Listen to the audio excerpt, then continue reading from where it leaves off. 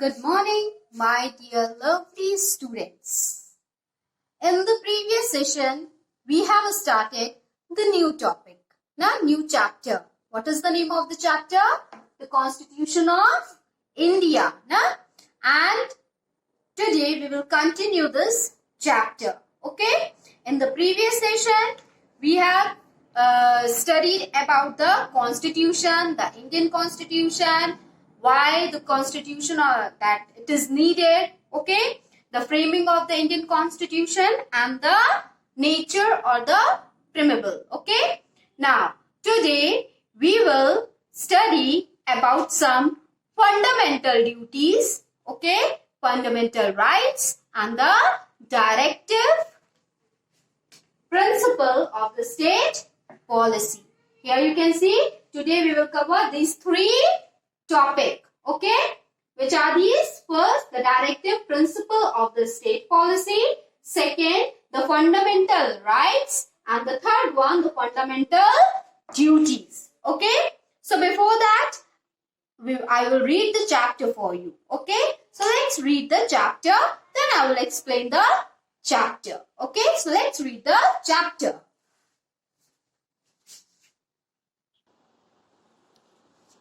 So now let's read the topic, guiding principles. Okay, our constitution lists some guidelines for the government to ensure the welfare of the people.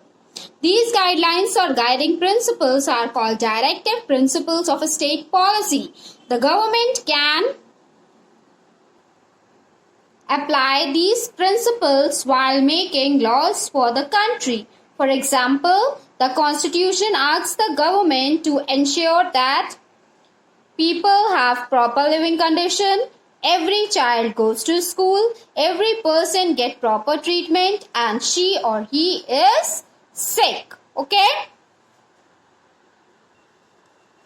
Fundamental rights. Our Constitution gives every citizen some basic rights. These are called fundamental rights. These rights are for the well-being of the citizen. There are 6 fundamental rights. They are as follows. First, the right to equality. Right to equality means that all citizens are equal before the law. All the citizens, irrespective for their religion, caste, race, sex and place of birth, are equal. Right to freedom. The right to freedom allows all citizens to speak freely, choose any occupation and reside and travel anywhere within the country. It also provides for the free and compulsory education for all the children between 6 and 14 years of age. Coming to the next, right against exploitation. Right against exploitation. Exploitation means to treat someone unfairly in order to get some benefit. The right against exploitation ensures that poor people are not made to work without pay. This right also does not allow children below 14 years of age to employ. Next is right to freedom of religion. Right to freedom of religion. The right to freedom of religion means that all people are free to allow any religion. Okay? Coming to the next. The cultural and educational rights. Groups of people who are less in numbers are called minorities. This right protects the minorities. It allows them to develop and preserve their culture. Right to constitutional remedies. The right to constitutional remedies allows every citizen to move court if any one of the fundamental rights are denied to her or him. Okay? Now coming to the fundamental duties. Fundamental duties. The Constitution of India expects all the citizens to perform certain duties towards the country. Such duties are called fundamental duties. Some of them are: we must abide by the Constitution. We must show respect to the national flag and national anthem. We must take care of the environment.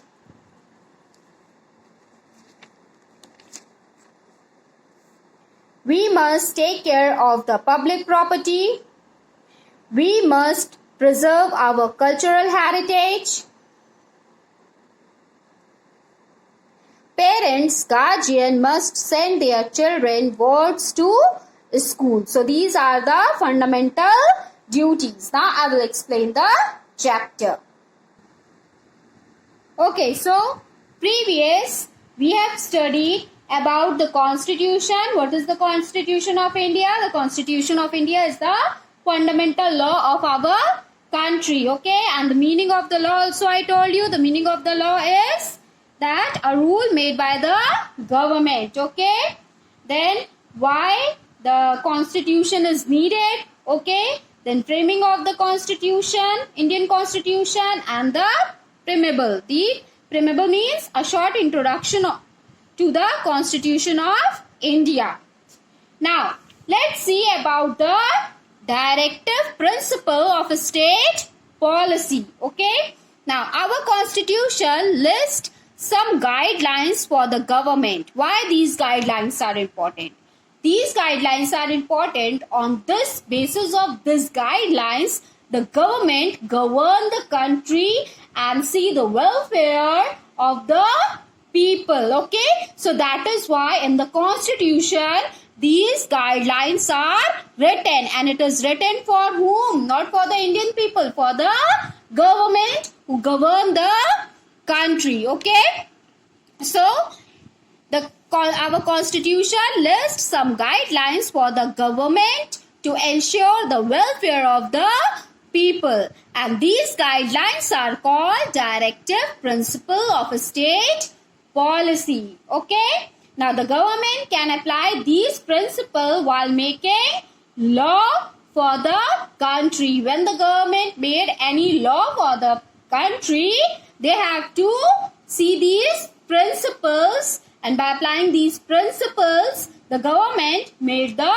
laws. Okay, for example, the Constitution asks the government to ensure that people have proper living condition. Okay, whose duty it is? It is the duty of the government that all the people should get the proper living condition. Means all are having a house, all having a roof, all are having a house to live. And whose duty it is? It is the duty of the government. Okay, so next, every child goes to school. That is why government has opened many government schools. Why? Because of the children, and it is written in our Constitution that it is the duty of the government to see that all the childs, they were going to the school, they get the schooling. Okay, like you all are going to school.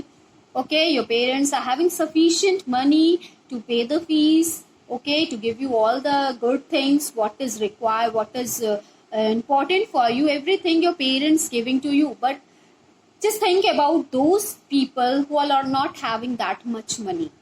Okay, poor people, village people, they don't have that much money to pay the fees or to buy all that expensive or all that things for their children.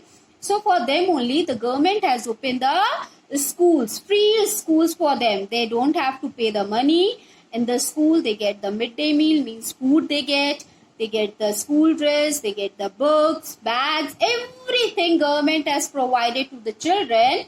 They have to only go to school and study. Okay, government has appointed the teachers also. Government teachers were there who taught them. They are in the school, in the government school. Okay, so it is the duty of the government that the government has to see that all the children were going to the school. Every person get proper treatment when he or she sick. Okay, that is why the government hospitals were also there. Government has opened the hospital, and in that hospital within less money you get the best treatment. Okay, the doctors were there. Government has appointed these doctors who help you when you are sick. The poor people, they don't have that much money, that they don't have money to pay that lakhs and thousands, many thousands, 10,000, 20,000. They don't have to pay for the surgery or for the treatment. So the government has opened the hospital for these type of people. The people, they can go and get the treatment, and a proper treatment. Good doctors, they gave the proper treatment to the people. So these all are coming under the directive principle of a state policy. So when the government made the law, they have to look all these things, that the people welfares, the people, all that for the welfare of the people, the government has seen, and then the government, they made the law. Okay. Now coming to the next, that is the fundamental rights. Okay, here you can see some of the directive principles are: people have proper living conditions, every child goes to school, every person get proper treatment when she or he is sick. Okay, now coming to the fundamental rights. Okay, what are those fundamental rights? Our constitution gave every citizen some basic rights. Okay, and these basic rights are called fundamental rights. These rights are for the well-being of the citizens. Okay, now what are these 6 fundamental rights? These 6 fundamental rights are: right to equality, right to freedom, right against exploitation, right to freedom of religion, cultural and educational rights, and right to the constitutional remedy. Now let's study one by one each of them. Okay, so first one is the right to equality. The right to equality means that all citizens are equal before the law. It means that the people, all the people are equal before the law. All the citizens, irrespective of their religion, caste, race, sex, and place of birth, are equal. No, there should be no difference. Okay, so in front of the law, all people are equal. So that is why, whether you are poor, you are rich, you all are having the same right to equality. Okay, coming to the next, right to freedom. The right to freedom allow all citizens to speak freely. You can speak whatever, if you like or dislike anything of the government, you can speak freely. If you like or dislike anything, you can speak freely. Okay, choose any occupation. Whatever occupation you want to choose, you can choose. Want to become a doctor, you can. Want to become an engineer, want to become a scientist, want to become a lawyer, want to become a teacher, whatever occupation you want to choose, you can choose. There is no foundation that okay, you have to choose only this occupation. No, there should be no foundation. Whatever occupation you want to choose, you can choose. And you can travel anywhere within the country, from Jammu Kashmir till Kanyakumari. Okay, and from this Gujarat to this Assam, Arunachal Pradesh, wherever, from north to south or east to west, anywhere, any state, you can go freely. No passport, no visa required. You are free. There are 28 states. Okay, and 9 union territory. In the class 4th already I taught you, I think. Now all the 28 states and 9 union territory.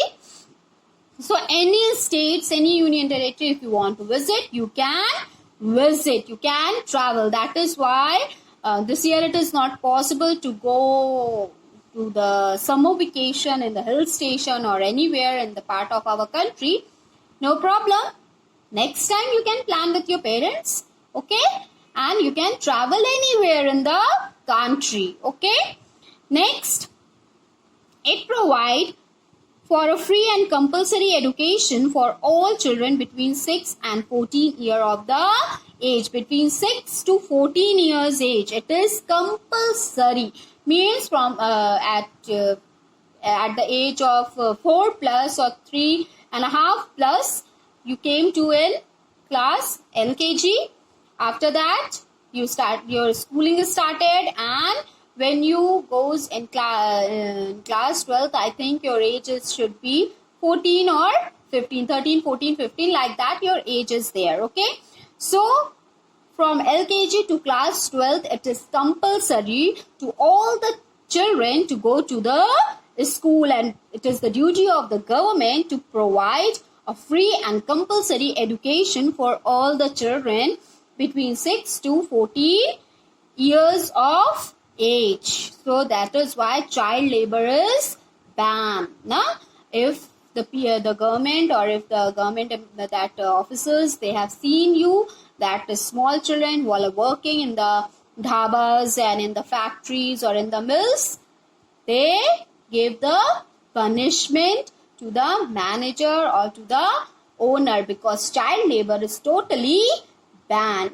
The children whose age are between 6 to 14, they have to go to school and study there. Okay, so this is also coming under which? Right to freedom. And if the child want to study, child can go and study in the school. So provide a free, that is why it is free and compulsory. Government schools, it is totally free. The parents, they should not pay any fees.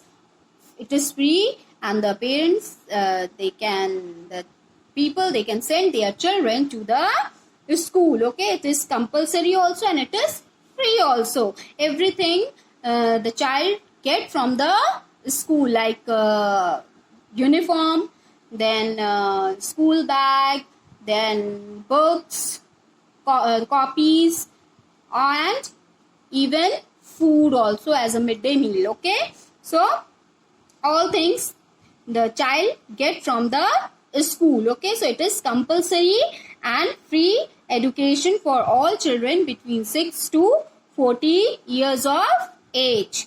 Coming to the next, right against exploitation. What is the meaning of exploitation? Exploitation means to treat someone unfairly in order to get some benefit. Okay, like as example I gave you, when you are sitting in the class, some naughty boys or naughty girls were there who fight with you and taken your pencil or something, pen or some eraser or some copies, and starting giving you like that dhamkis, that if you will go and tell to miss, and I will give you nicely this and that, all that the boy or the girl has said now. And what happened? You are very not that much becoming a boss and all, and you slowly sat like down and started crying. After that, when miss came, then miss solved the problem and all that. So that is the exploitation. Unfairly that boy has taken the pencil, pen or whatever. Okay, so that is the unfairly. Okay, exploitation means unfairly and in order to get some benefit. Okay, the right against exploitation ensure that poor people are not made to work without pay. In your home, that servants are coming. Okay, so the servants take some money, some salary, and mummy papa gave the money also, salary also. So without pay, the poor people should not work, and you should give the money. If you ask someone to do the work, then you have to pay the money. This right also does not allow children below 14 years of age to be employed to do the work in the mill, factory, home or anywhere. So this right does not allow the children to do the work. Okay, the children whose age are below 14 years, they are not allowed to go and do the work. Okay, so that is coming under the right against exploitation. Coming to the next, that is the right to freedom of religion. The right to freedom of religion means that all people are free to follow any religion. Whether you are following the Hinduism, Muslims, Christianity, Sikhs, Jainism, whatever, whichever religion, you can follow the religion. So this, it is given, it is our right that we can follow any religion. Okay. Coming to the next, that cultural and educational rights. Group of people who are less in number are called minorities. Okay. A group of people who are less in number. Some religions, they are less in number. So these less number of peoples are coming under the minorities. Okay. The right, protect this right, protect the minorities. Okay. It allows them to develop and preserve their culture. Some tribes are there, tribals are there. No? So these tribal peoples, they can preserve their culture coming under this minorities. Okay. Coming to the next, right to constitutional remedies. The right to constitutional remedies allow every citizen to move court if any of the fundamental rights are denied to her or him. Any previous one, any. Okay. Whether the people, they did not get the right to equality, whether the people did not get the right to freedom, whether they did not that right against any one of them, they thought the fundamental right is denied, they did not get that these rights, they can go and complain in the court. Okay, the court is there, and that they can go and complain it. Okay, now moving to the next point or a topic, that is the fundamental duties. Okay, the fundamental duties of citizen of India. Okay, what are the fundamental duties? Here some fundamental duties here are there. Some fundamental duties are, first, we must abide by the constitution. Okay, we must abide by the constitution. So what is the meaning of abide? Abide means accept or act in accordance with. Okay, a rule, decision or recommendation. Okay, so we should abide by the constitution. We should accept by the constitution. Okay, coming to the next point, that is, we must show respect to the national flag and the national anthem. That is why in the morning, in the assembly time, when national anthem going on, then that time it is said by the sir or by that didis and bhaiyas to stand at ease attention. You have to sing the song in a stand at ease position. Stand straight, stand at ease position. You have to sing the national anthem. And also you have to give respect to your national flag. On 15th August, on 26th January, you are bringing the national flag. After that, what happened? Program over. Some of you have thrown the flag in the dustbin, or some they have left in the classroom and it is fallen down. No, we are not respecting the national flag. No, we should respect our national flag and national anthem. That is why many times I told you, and other teachers also told you, when the national anthem going on, you have to stand straight. Don't talk between the assembly. Don't talk during that national anthem. No? So you should give respect to the national anthem and the national flag. Okay? We must take care of the environment. We should not cut the tree. We should not pluck the flowers, or we should not destroy our environment. Whose duty it is? It is our duty to take care of the environment. Now, only human activities only harm the environment. To make the buildings, malls, houses, flats, we have only cut down the forest. We have cleared the forest area. We have cut down the trees. And because of that, you can see the balance is disturbed. The environment is disturbed. So it is our duty to take care of the environment, and we should plant more and more trees to save the environment. We should plant more and more trees to save the environment. So please, now you are at home only, ask your parents to give you some plants and you plant these small some flowers plant or something in your house only. Okay, so we must take care of the environment. Next point is we must take care of the public property. What is the public property? Train is the public property, bus public property, historical monuments, buildings, all these are the public property. And whose duty it is? It is our duty to take care of these things. Some of you sitting in a train, and if you're having a blade or something, you just cut the seat of that blade. Or if you're having a pen, you have written something on the seat. Or if you're having a key, with that key you have written some scramble on the seat of the bus or on the wall of the historical monuments.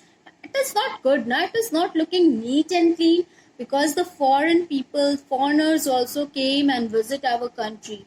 And what message we have given? If it is dirty or scramble on the walls, then what message we have given? That how the Indian peoples are, no? They don't have manner to protect their historical building, to protect their historical monument, or to protect their things. So whose duty it is? It is our duty to protect the public property. We must preserve our cultural heritage. Okay, it is whose duty it is? It is that also our duty. We should preserve, we should protect, we should save our cultural heritage. Na? In the class 4th already you have studied about the cultural heritage. Na? So we should protect the cultural heritage. Okay, coming to the next, parents or guardian must send their children or what to school. Okay, the parents, they are the guardian. If you are not living with your parents, it is the duty of the guardian, mama, chacha, chachi, whoever is there at home. It is their duty to send their children or what to school. Sometime you are doing all the actings, mama, don't want to go school, my stomach upset, or head is paining, or that is having, or this is having. And what happened? Mummy said, okay, don't go today. Then again next day, Papa, I don't want to go to school, this happened, that happened, and many excuses. Then next day, Dadi said. Then after that, you go to Dada's and Dada will say, okay, don't go today. And like this, many classes were missed. Good it is? No, I don't think so it is good. So your parents, it is the duty of your parents, it is the duty of your guardians to send the children or to you to the school. It is very important to come to school. I think these days you know the value of the school, na? Because I know you all are missing your class, you're missing your friends, you're missing your teachers, and through the this lecture, some points are clear to you, some points are not clear to you. And when the teachers are explaining the chapter in the class, then what happens? If the point is not clear to you, immediately you raise your hand and you ask your teacher, Miss, this point is not clear. Miss, what is the meaning of that? Nah? This all you can't do it now. Nah? Because through the online, you have to listen what the teacher said. Nah? And we also don't understand that, okay, you have to problem in this topic or that topic. Nah? No problem. We will meet very soon. Okay? Just pray to God. We will meet very soon. Okay? And if any point, any topic is not clear to you, please note down. Don't worry that this topic is not clear. What is the meaning? Meaning you can get it from the dictionary. No problem. Meaning you just find out from the dictionary. But if the topic is not clear or anything you don't understand, please note down anywhere. And when the school open, you can ask your teacher. No problem. I will be there for you. Any chapter, anything you don't understand, just stand and tell me. Just come and ask me. I will be there for you. I will help you. Okay? Okay. So that's all for today's session. Now we have completed the lesson number 6, the Constitution of India. Okay. Now, next session, I will give you the question, answer and book exercise we will do. Okay. If you're having the book, try to solve the book exercise. Otherwise, I will do the book exercise. Okay. So, next session, we will do the book exercise. Hope all the points are clear to you all. If it is not clear, please students, note down the points in your copy, any rough copy or in your book only. If some spaces are there, you can note down there also the points and you can clear your points. When the school reopen, you will clear your point. Okay? Take care. Thank you.